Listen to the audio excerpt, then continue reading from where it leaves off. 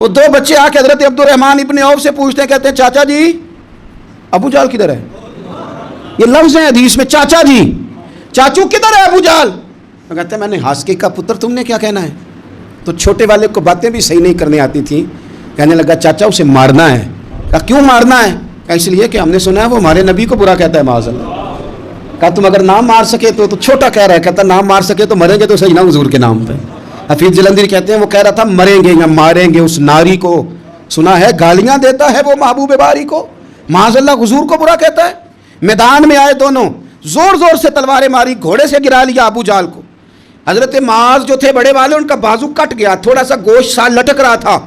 یہ نرم و نازک بچے ہمارے، یہ میدانوں میں کام کریں گے جن کو تھکاوٹ ہوتی ہے، جو پیناڈال کی گولی کھا کے سوتے ہیں رات کو؟ بازو لٹک رہا تھا، حضرت معاذ نے اس پر اپنا پیر رکھا، جھٹکا دے کے اتار دیا۔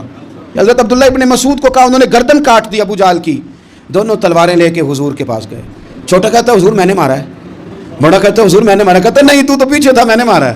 وہ کہتے نہیں تو بعد میں آیا تھا، میں نے مارا ہے۔ فرمایا تلواریں دکھاؤ نا۔ جب تلواریں دکھائیں تو حضور فرمانے لگے تم دونوں نہیں مارا ہے، برابر کا ثواب ہے۔ جس کا بازو کٹا تھا کریم رسول نے فرمایا ادھر لا نا بازو۔ وہ بازو لائے، حضور نے اسی جگہ رکھ کے نا دوبارہ لعاب دہن لگایا۔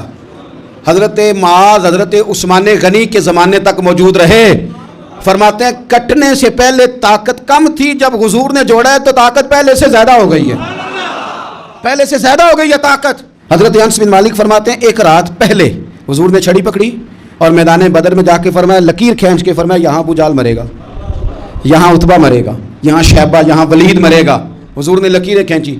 فرماتے ہیں باقی لوگ جنگ لڑ رہے تھے اور میں چپ کے لکیریں بھی دیکھ رہا تھا کہ حضور نے لگائی تھی۔ فرماتے ہیں اللہ کی عزت کی قسم کوئی کافر 1 انچ بھی ادھر ادھر نہیں ہوا، جہاں نبی پاک نے لکیر لگا دی تھی وہیں مرا ہے۔